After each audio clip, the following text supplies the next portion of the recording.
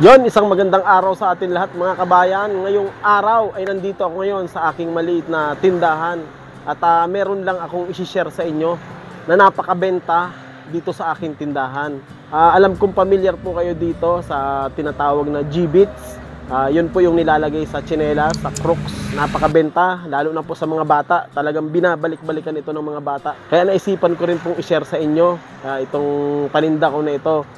Mga kabayan, sa mga gustong bumili ng G-Beats, sa gustong magtinda rin ito, ang supplier po nito ay sa Baclaran, sa mga tindahan po ng tsinelas.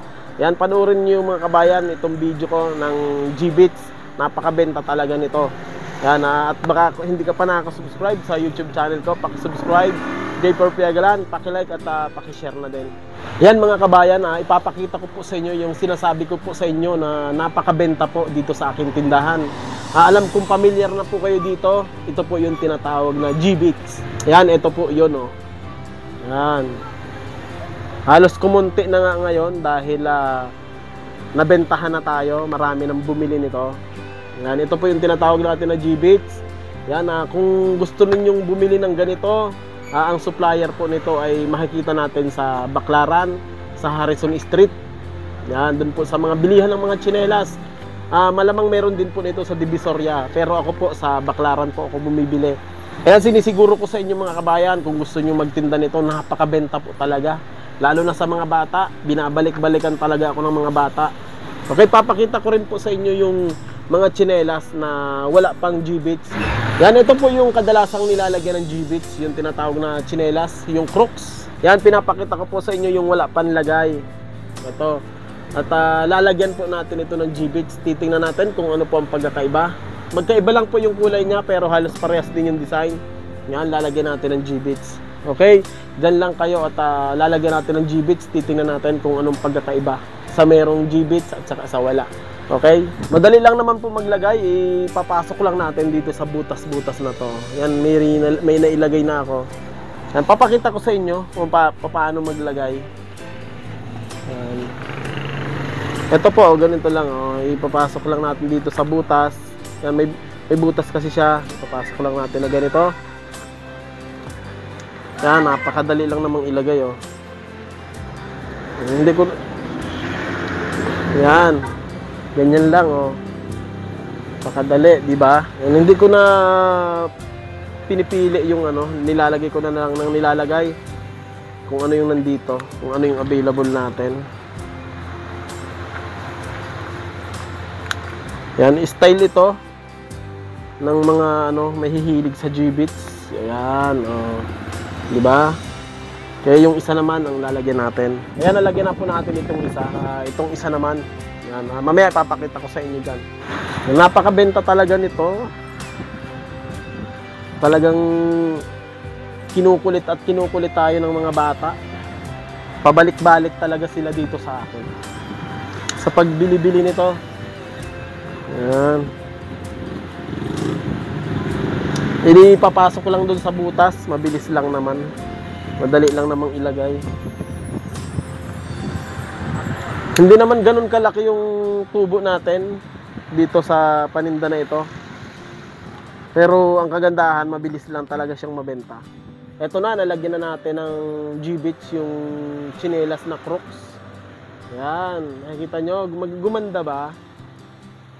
Yan, nagkaroon siya ng design. Yan, yung mahihilig sa G-Beats. Mahihilig sa G-Beats dyan. Ito na. Ito naman yung isa. Ayan po. Ayan. Ayan yung mahihilig sa G-Beats. Ito na yon. Okay. Ayan, talaga napakabenta po nito sa mga bata. Dati wala pa akong tinda nito. Tanong sila ng tanong sa akin, G-Beats daw, G-Beats.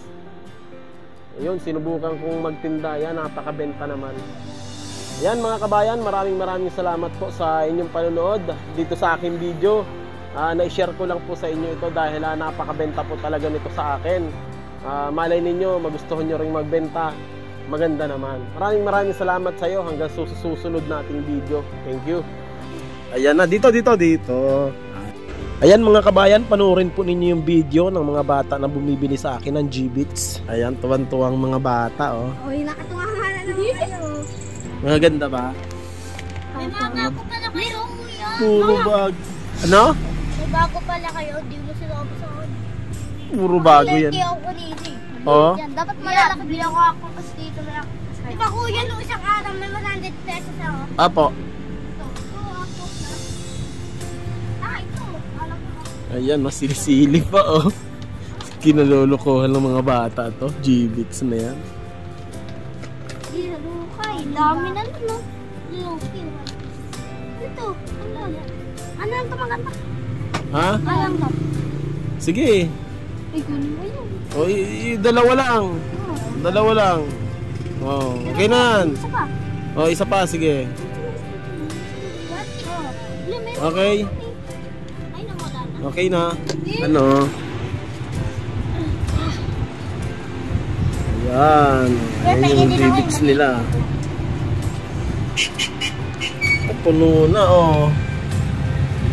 Punong-puno na. Yung kabila naman ang pupunuin niya.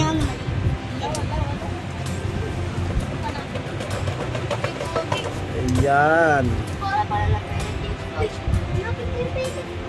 Ang mga batang suki natin sa G-Bits. G-Bits. Mga tagasan ba kayo? Iglesia. Iglesia? Anong, Wala na yung sapatos ka, yung kinuha mo na. Tuloy no. anong purok yan? Tres. Purok 3 pa rin pala yan. Hindi mo isang daan. Ito na. Ito. Okay. Thank you. Ito mga G-Bits natin. Paubos na. Dati puno ito nung nakaraan. Ayan, napakabenta niya. Kailan bibilin mo? Dalawa ulit? Nakailang bili ka na? Apat. Pang-apat na. Diba? Okay na. Okay. Anong kinuha mo? Anong pangalan mo muna? Light Ibinal. Okay. Thank you. Ayan at bumalik na naman ang aking suki. Bibili na naman siya ng G-Bits. Ilan?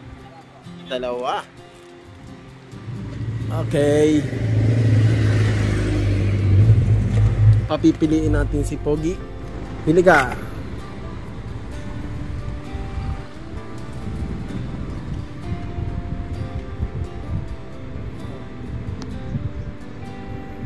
Sa'yo ba yan? Sa'yo yan? Okay. Pili lang. Dalawa. Okay. Thank you. Salamat. Ilan ang bibili niya? Tiga-apat. Apat kami yan.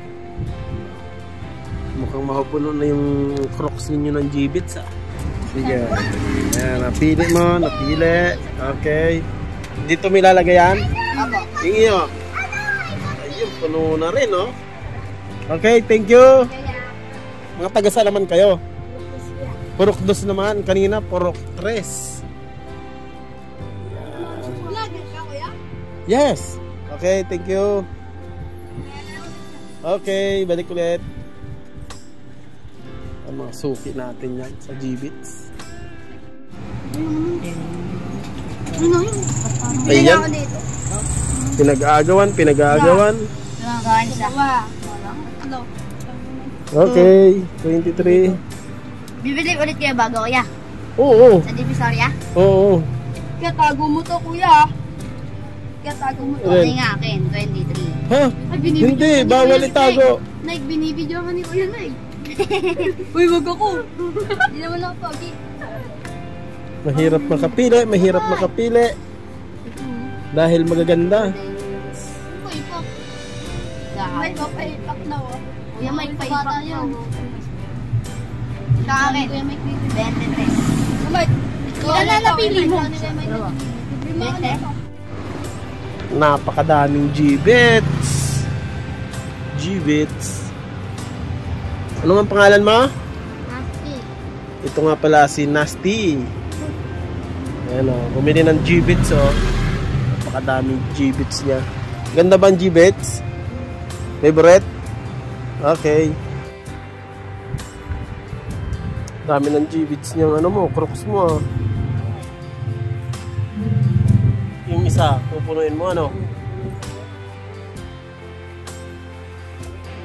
Jace.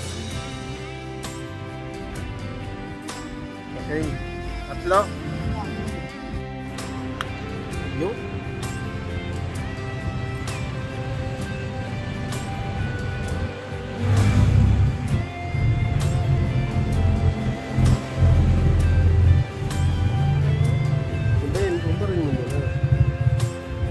Ayan, okay. Yung kabila naman, ang lalagyan mo, ano? Ganyan din kadami, no? Ayos. Thank you!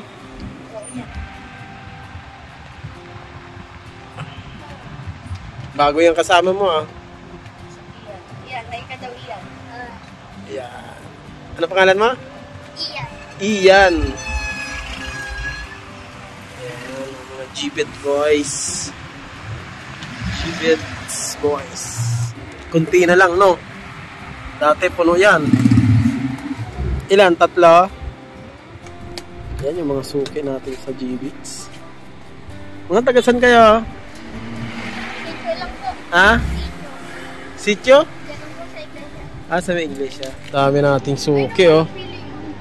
Oy, Lebron na. Ay, patay tayo. Ay, may nawala sa'yo, Wise? Lebron. Okay na yung akin, ha? Okay. Sino pa pili? Bili ka ba, Wise? Limang. Dalawa. Ay, bakol. Ano yun?